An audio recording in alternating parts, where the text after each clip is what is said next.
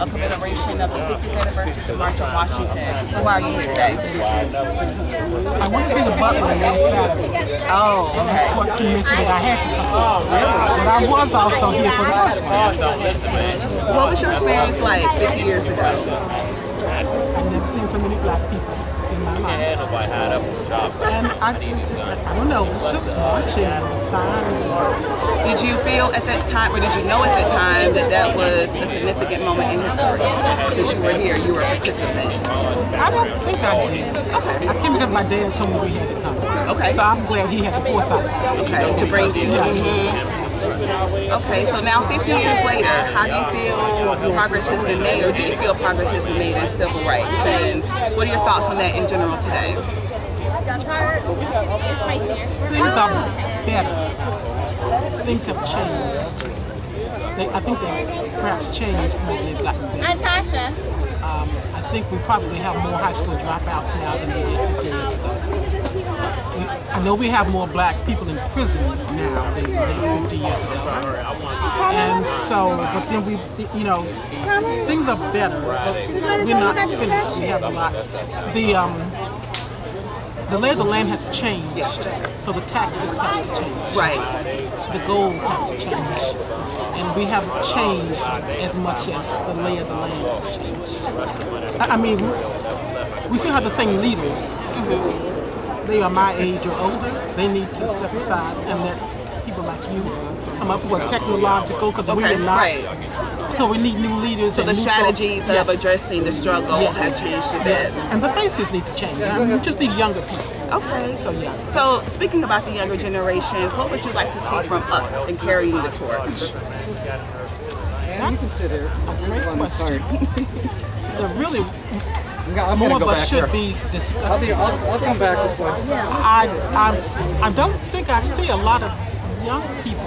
I didn't expect to see a lot of young people here today. I expected to see more older people. Well, I will say this. We met with Congressman John Lewis, as you know, represents Georgia. And he, as you know, was a freedom rider and is a civil rights icon. Hearing him talk yesterday about the struggle, his struggles, including being beaten,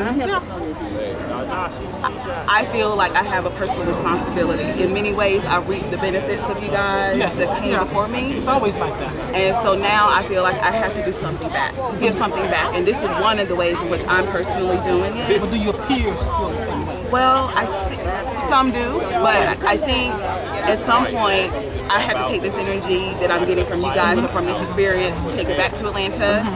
And then at a grassroots level, because even Congressman John Lewis said there were, him and Dr. King and Ambassador Young, they were people that were kind of the forefront of it, but he was like grassroots organizations is what brought that march in '63.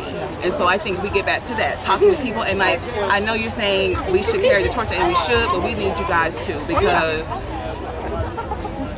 it started with you guys, but it's going to finish with us and the people behind us.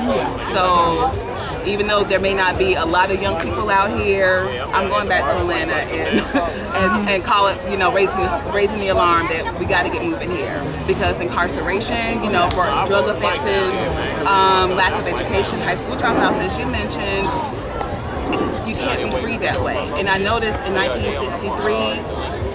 It said jobs and freedom, March on Washington, jobs and freedom. And in many ways, the socioeconomic factor is what in many ways can lead you to freedom. So you got to have the appropriate jobs for your family to be able to raise them, so they don't have to resort to drugs and other means that are not legal to sustain themselves. So that's at least my personal view.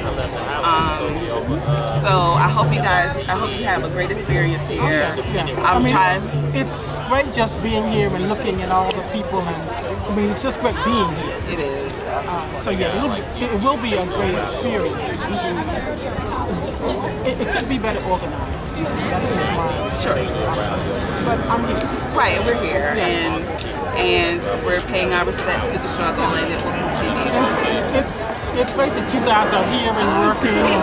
This is great. So, like I said, so you guys are going to be a part of this. This is it's what we call an oral history project.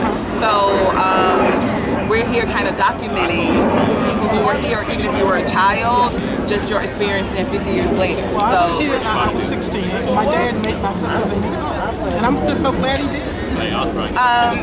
So how involved were your parents in the struggle at that time? Or were you even aware of it really? Well, you know, I was aware of things in the paper Yeah, and in of the course. news and things that were happening in the South. Yes. And my parents had 5 children, so no, they weren't involved. So where did you grow up? Here. Oh, so you're from, okay, this Yeah, area. their struggle was feeding us and housing us. And Okay, so there you go. So yeah. Yeah, right. so that's why I'm just glad that he had the foresight to tell us. You going to the march? And did you have siblings? I was here with 2 older sisters. So what, did you guys talk about the march after being here?